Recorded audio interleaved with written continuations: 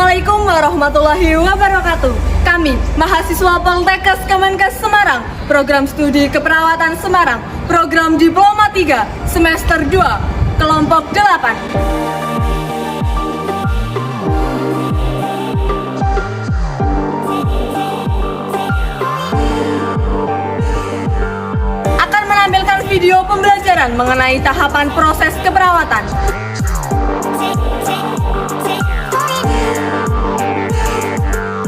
Video ini dibuat untuk memenuhi mata kuliah metodologi keperawatan dengan dosen pengampu Bapak Mugi Hartoyo.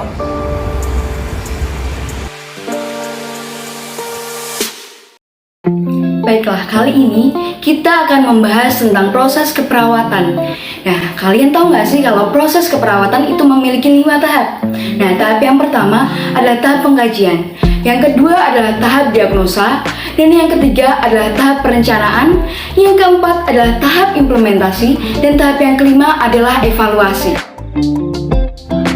4 tahap kegiatan dalam pengkajian keperawatan. Yang pertama, pengumpulan data. Pengumpulan data adalah pengumpulan informasi tentang klien yang dilakukan secara sistematis untuk menentukan masalah-masalah serta kebutuhan-kebutuhan keperawatan dan kesehatan klien. Pengumpulan informasi merupakan tahap awal dalam proses keperawatan. Yang kedua, mengatur data. Terdapat 2 jenis data, yaitu data objektif dan data subjektif. Data objektif merupakan data yang diperoleh melalui suatu pengukuran dan pemeriksaan dengan menggunakan standar yang diakui, seperti tekanan darah, warna kulit, tanda-tanda vital, tingkat kesadaran, dan lain-lain. Data-data tersebut diperoleh melalui sight, smell, hearing, touch, and taste. Data subjektif merupakan data yang diperoleh dari keluhan-keluhan yang disampaikan oleh klien, misalkan rasa nyeri, pusing, mual, ketakutan, kecemasan, ketidaktahuan, dan lain-lain. Validasi data. Validasi data dengan pengukuran beberapa kali. Validasi ini berguna untuk menghindari kesalahan ketika memasukkan data. Apabila masalah telah diidentifikasi, maka disusun daftar masalah yang ditemukan, kemudian diprioritaskan. Hal ini dilakukan karena tidak mungkin semua masalah diatasi bersama-sama sekaligus. Jadi, diputuskan masalah mana yang harus diatasi terlebih dahulu. Mendokumentasikan data.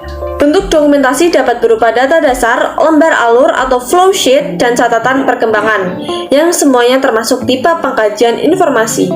Tahap selanjutnya adalah tahap diagnosis. Ada tahap menganalisa data, identifikasi masalah, merumuskan pernyataan, dan perumusan diagnosa keperawatan. Yang pertama adalah analisis data. Analisis data dilakukan dengan membandingkan data-data, data subjektif dan data objektif, yang telah didapatkan dari hasil pengkajian dengan nilai-nilai normal. Kemudian mengidentifikasi tanda dan gejala. Tanda dan gejala kemudian dikelompokkan berdasarkan pola kebutuhan dasar. Langkah kedua adalah identifikasi masalah. Langkah ini dilakukan untuk menentukan apakah masalah yang muncul merupakan masalah aktual, resiko, atau promosi kesehatan. Setelah mengelompokkan data-data dan mengidentifikasi masalahnya, selanjutnya adalah merumuskan diagnosis keperawatan. Perumusan diagnosis keperawatan berbeda dengan diagnosis aktual, diagnosis resiko, dan diagnosis promosi kesehatan. Cara menulis diagnosis keperawatan aktual, rumusnya masalah, berhubungan dengan penyebab, dibuktikan dengan tanda atau gejala. Contohnya hipovolemia berhubungan dengan kekurangan intake cairan, dibuktikan dengan frekuensi nadi meningkat, dan nadi teraba lemah. Lalu cara menulis diagnosis keperawatan resiko, rumusnya masalah, dibuktikan dengan faktor resiko. Contohnya resiko infeksi dibuktikan dengan imunosupresi. Cara menulis diagnosis keperawatan promosi kesehatan, rumusnya adalah masalah, dibuktikan dengan tanda atau gejala.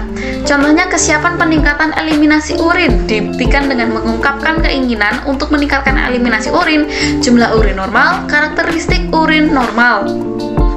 Baik, selanjutnya adalah perencanaan keperawatan, yaitu rencana tindakan keperawatan tertulis yang menggambarkan masalah kesehatan pasien, hasil yang diharapkan, tindakan-tindakan keperawatan, dan kemajuan pasien secara spesifik. Nah, dalam perencanaan keperawatan ini ada beberapa tahapan, yaitu yang pertama adalah memprioritaskan masalah. yaitu penyusunan diagnosa keperawatan atau masalah pasien dengan menggunakan tingkat kedaruratan. Tujuan lainnya adalah untuk memperoleh tahapan intervensi keperawatan yang dibutuhkan. Jadi dalam menentukan prioritas masalah berdasarkan kedaruratan ini, kita menggunakan standar prioritas kebutuhan, yaitu yang pertama, kebutuhan fisiologis seperti respirasi, nutrisi, dan lain-lain. Yang kedua, rasa aman. Ketiga, sosial. Keempat, penghargaan. Dan kelima, aktualisasi diri. Namun dalam pengurutan prioritas, ini juga dipengaruhi oleh faktor persepsi klien terhadap prioritas. Jadi sangat penting bagi kita untuk menanyakan kepada klien, kepada pasien, apa yang dirasakan, apa yang diinginkan, dan apa yang menjadi prioritas bagi pasien tersebut. Lalu, tahapan yang kedua adalah merumuskan tujuan atau hasil. Nah, ini hasil yang diinginkan dari asuhan keperawatan yang diharapkan dapat dicapai. Ini juga untuk mengurangi masalah yang telah diidentifikasi dalam diagnosis keperawatan. Nah, dalam merumuskan tujuan atau hasil ini, ada beberapa hal yang perlu diperhatikan. Yang pertama, tujuan dinyatakan dengan hasil yang ingin dicapai. Jadi bukan dinyatakan tindakan keperawatannya, tapi adalah hasil yang ingin dicapai. Yang kedua, menggambarkan perilaku yang dapat diamati dan diukur. Yang ketiga, realistis. Jadi mencerminkan kemampuan dan keterlibatan pasien. Yang keempat, setiap tujuan berdasarkan satu diagnosis keperawatan. Lalu, tahapan perencanaan selanjutnya atau yang ketiga adalah memilih intervensi keperawatan. Ini juga ada beberapa cara. Yang pertama, tindakan keperawatannya harus aman bagi pasien. Yang kedua, tindakan keperawatan harus sejalan dengan tindakan pengobatan. Yang ketiga, tindakan keperawatan harus didasari prinsip dan pengetahuan. Itu juga termasuk pengalaman-pengalaman yang pernah dialami. Yang keempat, tulis kesimpulan tindakan keperawatan untuk mencapai tujuan. 5. Pilih salah satu yang cocok dengan sikap yang disebutkan dalam pernyataan tujuan. Lalu selanjutnya, tindakan keperawatan harus realistis. Lalu selanjutnya, tindakan keperawatan, jadi tindakannya harus sejalan dengan tujuan. Yang kedelapan, gunakan pasien sebagai sumber-sumber dalam memilih tindakan keperawatan. Lalu selanjutnya, tulis tindakan keperawatan secara berurutan. Tahapan-tahapan tadi, tahapan memprioritaskan masalah, merumuskan tujuan atau hasil, lalu memilih intervensi keperawatan itu, lalu ditulis rencana keperawatannya. Oke, tahap selanjutnya yaitu tahap implementasi.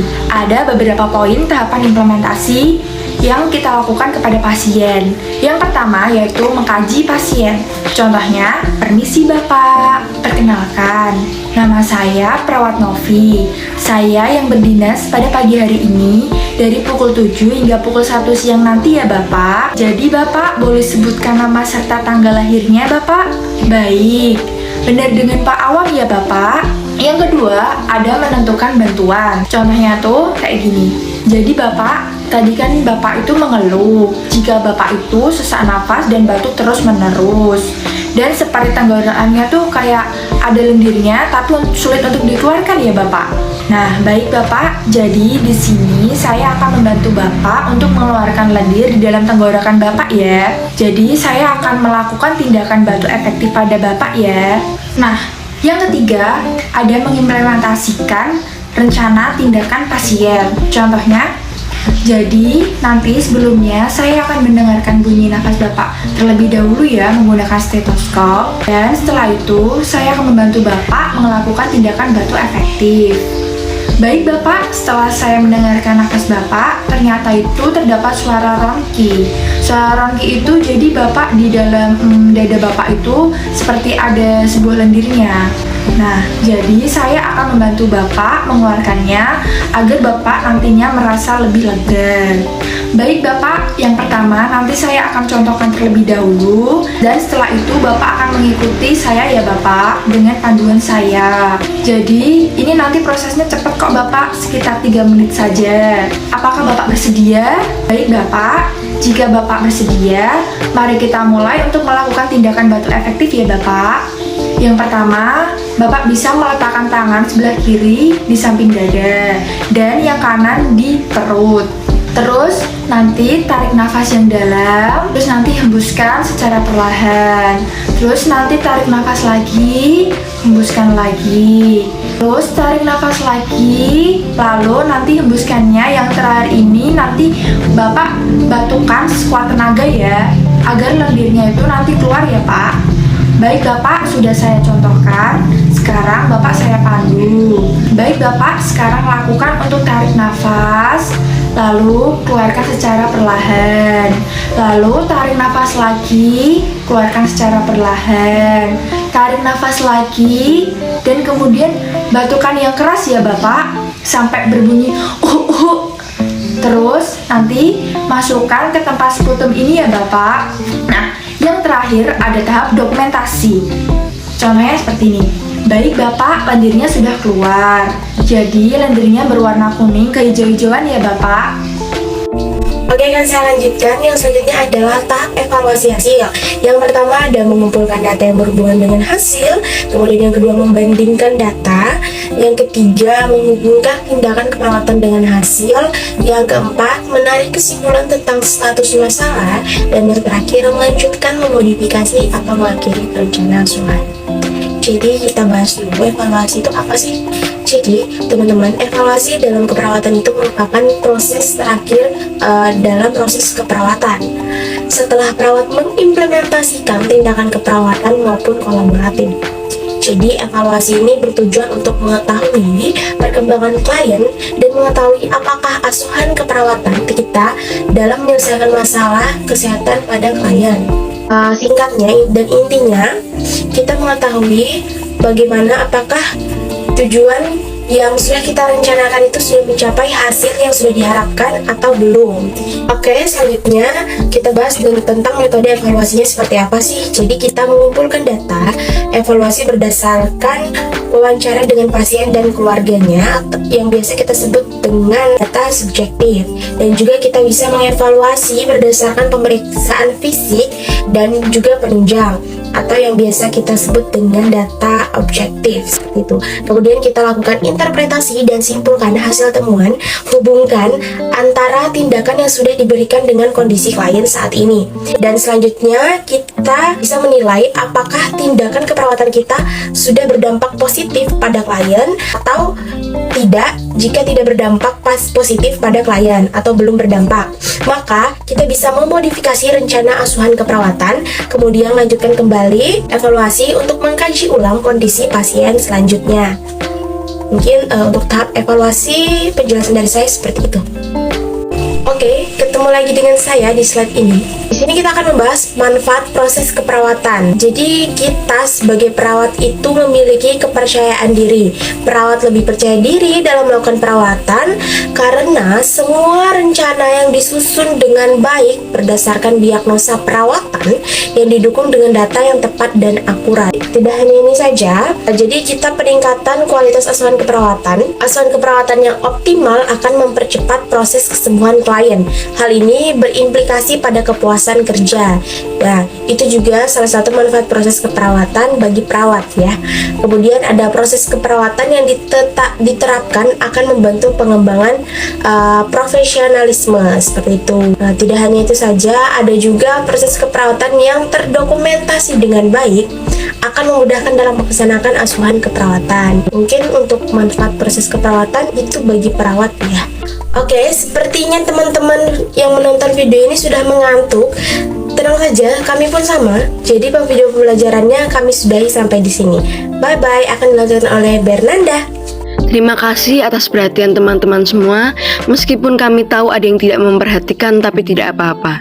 Mohon maaf bila pembahasan kami belum sempurna. Jika ada yang sempurna, mungkin saat kita masih bersama. Wassalamualaikum warahmatullahi wabarakatuh.